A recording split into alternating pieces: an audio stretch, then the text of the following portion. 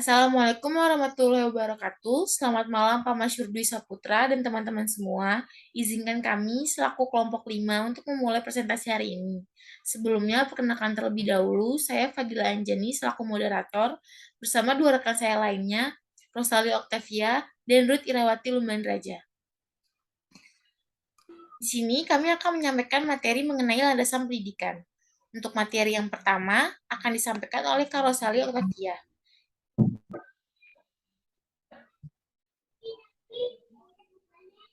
Silakan Kak Rosali. Landasan pendidikan. Landasan pendidikan adalah tumpuan dasar atau asas konseptual yang menyelubungi pendidikan secara keseluruhan. Biasanya yang terkait dengan landasan pendidikan ini adalah hakikat manusia sebagai makhluk pembelajar, situasi proses, perubahan sosial, aliran pelaksanaan, hingga permasalahan-permasalahan pendidikan. Landasan tersebut meliputi landasan hukum, filosofis, ilmiah, hingga yuridis atau hukum yang melindungi hak pendidikan.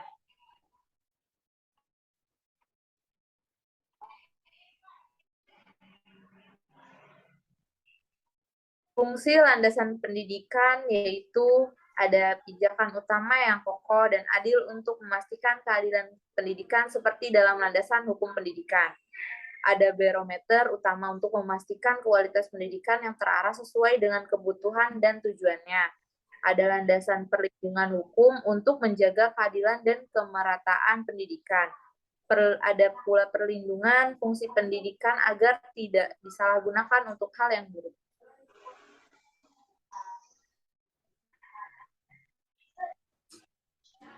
Tujuan landasan pendidikan yang pertama yaitu menjadikan hak seluruh manusia tanpa syarat apapun. Yang kedua, pemerataan pendidikan baik dari segi kuantitas maupun kualitas bagi seluruh umat manusia. Yang ketiga, terjaganya hak pendidikan bagi seluruh kalangan tanpa terkecuali. Yang keempat, pendidikan berfungsi sebagai mana mestinya, yakni memajukan dan membantu manusia agar tidak disalahgunakan untuk hal yang negatif. Materi selanjutnya akan disampaikan oleh Kak Ruth Irawati. Silakan Kak Ruth. Nah, yang kedua kita akan membahas tentang jenis-jenis landasan pendidikan. Yang pertama, landasan religius pendidikan, yaitu yang mencakup asumsi dan teori yang bersumber dari religi atau agama yang menjadi titik tolak dalam rangka praktik pendidikan. Nah, landasan yang kedua yaitu landasan filosofis pendidikan, yaitu berbagai asumsi hingga teori yang bersumber dari filsafat yang menjadi titik tolak dalam rangka praktik pendidikan.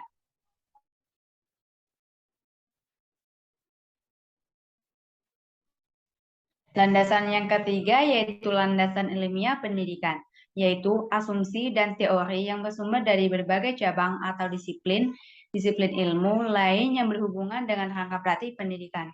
Contoh landasan ilmiah pendidikan adalah landasan psikologi pendidikan, landasan sosiologi pendidikan, dan landasan antropologis pendidikan, landasan historis pendidikan. Landasan ilmiah pendidikan dikenal pula sebagai landasan empiris teori atau faktual pendidikan. Landasan pendidikan yang keempat yaitu landasan yuridis atau hukum pendidikan, yakni asumsi, teori, dalil, dan hukum yang bersumber dari peraturan perundang-undangan yang berlaku yang menjadi titik tolak dalam rangka praktik pendidikan.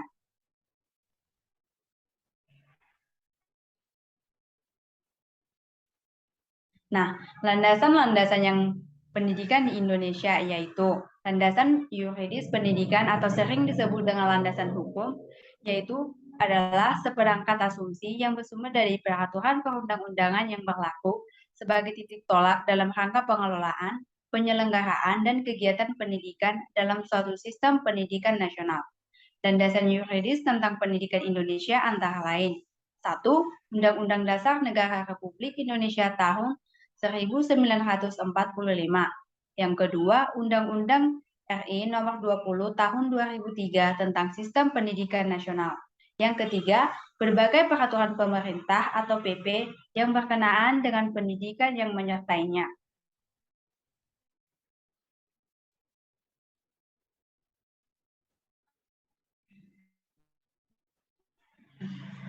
Berbagai peraturan pemerintah yang dimaksud yaitu 1. Peraturan Pemerintah Nomor 27 Tahun 1990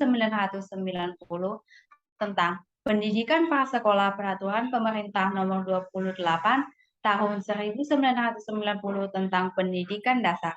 Yang kedua, Peraturan Pemerintah Nomor 29 tentang Pendidikan Menengah. Yang ketiga, Peraturan Pemerintah Nomor 30 dan Nomor 31 Tahun 1999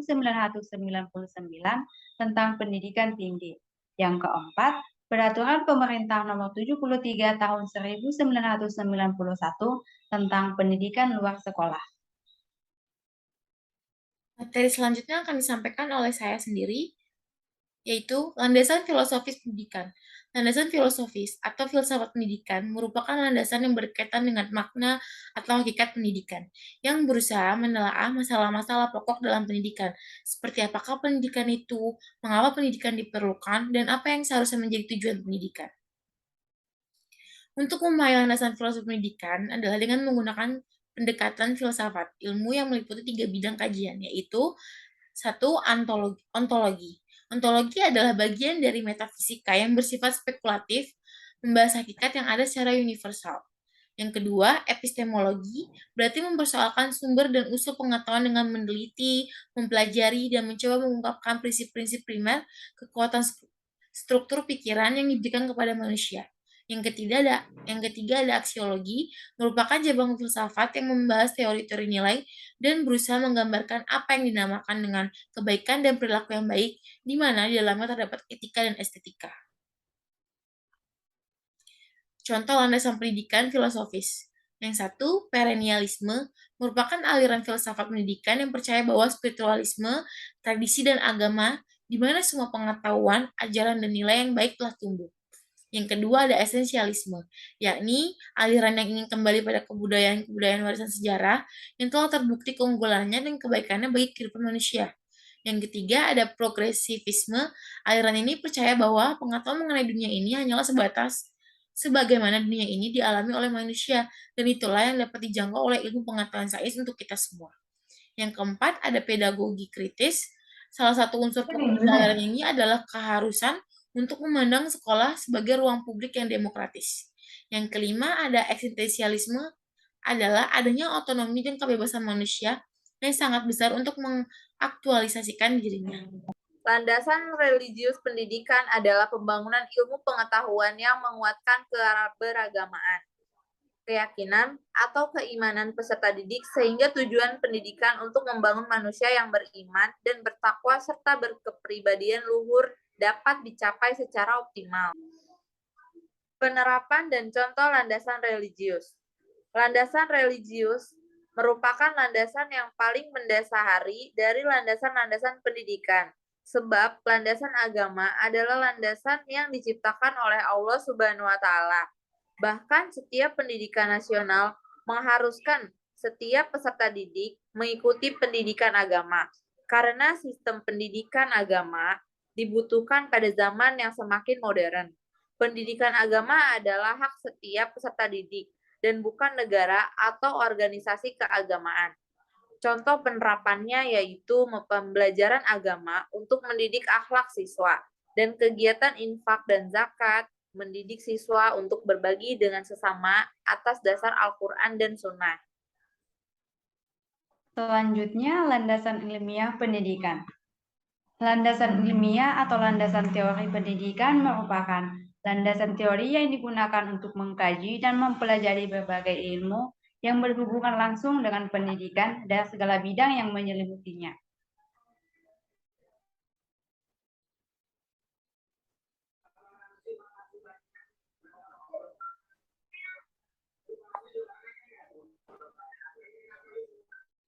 Nah, selanjutnya kita membahas tentang contoh landasan pendidikan ilmiah.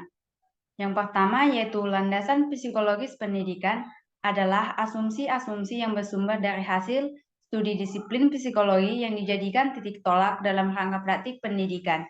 Di dalam hubungan pendidikan dengan psikologi, pendidikan harus mampu memahami perubahan yang terjadi pada diri individu, baik perilaku perkembangan maupun pertumbuhannya. Yang kedua, landasan sosiologis pendidikan adalah seperangkat asumsi yang bersumber dari hasil studi disiplin sosiologi yang dijadikan titik tolak dalam rangka praktik pendidikan. Dalam hal ini, sebagai pendidik, kita harus mempelajari permasalahan sosial semacam individu dan masyarakat serta implikasinya terhadap pendidikan.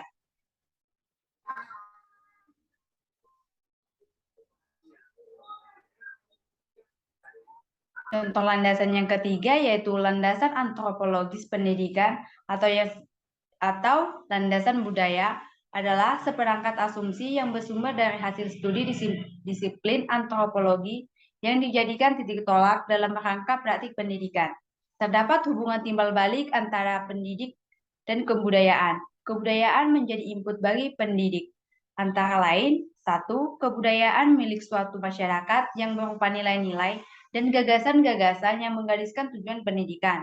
Yang kedua, wujud kebudayaan berupa nilai-nilai, norma-norma, gagasan-gagasan, dan wujud kebudayaan sebagai suatu kompleks aktivitas berpola dari suatu masyarakat akan menjadi isi atau kurikulum dan cara-cara atau metode pendidikan. Yang ketiga, wujud fisik berupa bangunan, benda-benda, dan uang merupakan sarana, alat, dan biaya yang digunakan dalam pendidikan. Baik, sekian materi yang dapat kelompok kami sampaikan. Kurang lebihnya mohon maaf. Wassalamualaikum warahmatullahi wabarakatuh.